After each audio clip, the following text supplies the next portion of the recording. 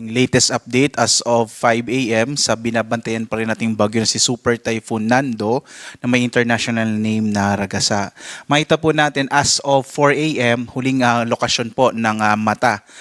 Yung sentro ng mata ng bagyong Nando nasa 265 kilometers kanluran ng Kalayan sa lalawigan ng Cagayan. Taglay niya yung pinakamalakas na hangin nasa 185 kilometers per hour malapit sa gitna. Pagbugso na sa 230 kilometers per hour. Mapapansin po natin humina po or bahagyang humina yung bagyong Nando bagamat nasa super typhoon category pa rito as we speak. Ito'y kumikilos pa kanluran sa bilis naman na 20 kilometers per hour. As of 5 a.m. naman po habang pinapanood niyo po itong live na ito ay nasa labas na ng Philippine Area of Responsibility ang bagyong Nando. Samantala, patuloy pa rin yung pag-ila ng southwest monsoon kaya malaking bahagi pa rin ng Luzon kasama yung Kabisayan ay makararanas ng medyo maulap na kalangitan na may kalat-kalat na mga pag-ulan, pagkilat, pagkulog. Sa mga kababayan natin sa Mindanao, ang inaasahan natin ay mga isolated rain showers and thunderstorms lalo na sa hapon hanggang sa gabi. Samantala, minomonitor pa rin natin itong low pressure area na maaring pumasok po ng Philippine Area of Responsibility ngayong araw. At sa kasalukuyan, naka-high chance, ibig sabihin malaki na yung posibilidad na ito ay maging bagyo within 24 hours. So posible po ngayong araw, earliest po today, latest po by tomorrow, early morning, may magiging bagyo itong binabantayan nating low pressure area. At kung sakaling maging bagyo po ito, tatawagin po itong Opong. Narito yung latest track ng bagyong si Nando. Sa ngayon nga po, nasa labas na ito ng Philippine Area of Responsibility. By tomorrow, nasa 475 kilometers ito kanluran ng Basco sa Batanes. And then po after 24 hours, ito ay nasa 680 kilometers west ng Itbayat sa lalawigan ng Batanes. Makikita po natin, inaasahan natin ito kikilos papunta po sa may southern part ng China. So maapektuhan po nito yung katimugang bahagi ng China. At ang ating latest po pagdating sa mga tropical cyclone wind signal, as of now po, signal number 3 sa Ilocos Norte, northwestern portion ng Apayao, gayon din sa northwestern portion ng mainland Cagayan kasama yung western portion ng Babuyan Islands. Kahit po nasa labas na ng Philippine Area of Responsibility ang bagyong Nando, posible pa rin na may mga lugar na kung saan nakataas yung tropical cyclone wind signal sapagkat malaki din naman po yung bagyo, so posible pa rin na yung mga kaulapan na dala nito ay magdala pa rin ng mga pagbugso ng hangin at palalakas din ng mga pag-ulan. Samantala, signal number 2 sa Batanes, nalalabing bahagi ng Babuyan Islands, northern and central portion ng Cagayan, nalalabing bahagi ng Apayao, kasama rin yung Abra, Kalinga, western portion ng Mountain Province, northern portion ng Benguet, Ilocos Sur at northern portion ng La Union. Signal number 1 naman sa nalalabing bahagi ng Cagayan, kasamang Isabela, Quirino, Nueva Vizcaya, gayon din northern central portion ng Aurora, the rest of Mountain Province, Ifugao, rest of Benguet, the rest of La Union, Pangasinan, northern portion ng Zambales, northern and central portion ng Tarlac at ang northern and central portion ng Nueva Ecija. Yung susunod po na update natin as of 11, mamaya pong 11 a.m., posible pong mabawasan na significantly yung dami ng mga lugar na may tropical cyclone wind signal. But again po, kahit po nasa labas na ng Philippine Area of Responsibility, posible pa rin yung mga ilang lugar na may nakataas po na tropical cyclone wind signal. Mag-ingat pa rin po yung mga kababayan natin, lalong-lalo na sa mga lugar kung saan nakataas pa rin ang signal number 3, signal number 2, posible pa rin yung mga pagbugso ng hangin na dala ng bagyong si Nando.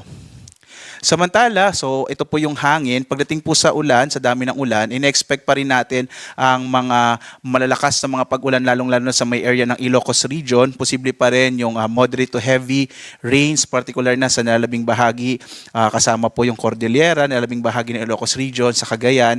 Gayon din sa Zambales, Bataan, Batangas, Occidental Mindoro. Ito naman ay dulot ng southwest monsoon o habagat. So posible pa rin makaranas ngayong araw itong mga nabanggit na lugar ng mga hanggang malalakas na mga pag-ulan. Bukas, araw ng Miyerkules, epekto pa rin ng southwest monsoon o habagat at posibleng makaulapan pa rin na dala ng bagyong Nando. Inaasahan pa rin natin hanggang yung malalakas na mga pag-ulan sa may bahagi ng Ilocos Norte, Ilocos Sur, La Union, Benguet, Pangasinan, Zambales, Bataan at Occidental Mindoro. Sa mga kababayan po natin, lalong-lalo na nandito sa may kanlurang bahagi ng northern and central Luzon, iba yung pag-iingat pa rin po pati dito sa may western section ng Southern Luzon, posible pa rin kasi yung mga biglaang pagbaha, mga flash floods, paggunang lupa or landslide, lalo na't ilang araw na pong inuulan itong western section ng Northern and Central Luzon.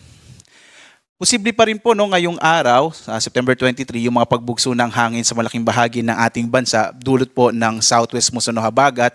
Sa mga susunod na araw, posibleng medyo mabawasan na po yung mga lugar na may mapagbugso po ng hangin, dulot po ng hanging habagat.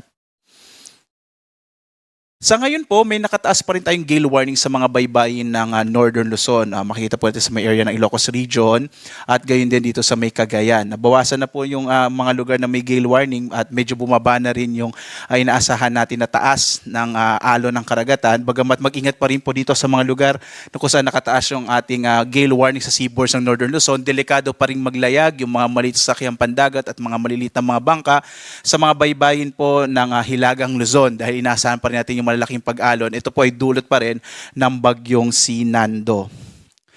Meron pa rin tayong as of 2 a.m. na nakataas na storm surge warning. Posible pa rin po yung malalaking hampas ng alon sa mga baybay dagat, particular na dito sa may area ng Batanes, Babuyan Island, silagang bahagi ng Cagayan, northern portion ng Ilocos Norte, at yung northern portion ng Ilocos Sur. Posible pa rin yung 1 hanggang 2 metro naman sa may central portion ng Ilocos Sur. So kahit pablayo na yung bagyo, posible pa rin yung malalaking pag-alon dito sa may area, sa may baybay dagat po.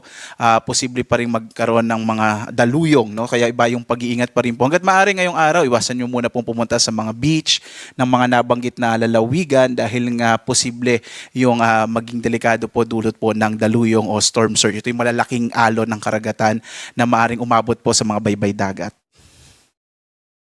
At as of 5 a.m., may nakataas po tayo ng mga heavy rainfall. Yung heavy rainfall warning, ito yung inaasahan nating malalakas na pag-ulan sa susunod na 3 oras. So dito po sa Northern Luzon, naka-red heavy rainfall warning sa Benguet, Ilocos Norte, Ilocos Sur, orange warning sa La Union at Abra, habang yellow warning sa Apayao, particular na sa bayan ng Calanasan, gayon din sa Pangasinan, Batanes at ilang bahagi ng Cagayan. Dito po sa may National Capital Region, yellow heavy rainfall warning naman sa Zambales at sa Bataan. So hanggang alas 8 po ito effective po. So posible pa rin makaranas ng mga hanggang malalakas na mga pagulan, lalong-lalo na yung Zambales at Bataan. Habang yung nalalabing bahagi ng Central Luzon, gayon din yung Calabarzon, inaasahan natin mga light to moderate rains na lamang sa mga susunod na oras. Ngayong araw po kasi inaasahan natin significantly mababawasan na yung malalakas na mga pag-ulan, di ba na lamang kapag may mga thunderstorms tayo, dahil po yung epekto ng southwest monsoon ay significantly mababawasan na po.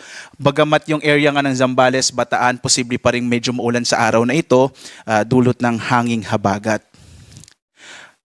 Balikan po natin yung low pressure area na ating minomonitor. So ngayon po makikita natin high chance or malaki na yung posibilidad na ito ay maging bagyo within the day at papasok na rin ang Philippine Area of Responsibility sa araw na ito. Base po sa ating mga latest na data, posible pong baybayin nito itong karagatan po ng Pilipinas at posible pong maapektuhan sa ngayon po itong area ng Eastern Visayas, Bicol Region, gayon din yung Central Luzon at Southern Luzon. Again, pwede pa rin naman po itong magbago lalo't wala pa tayong track.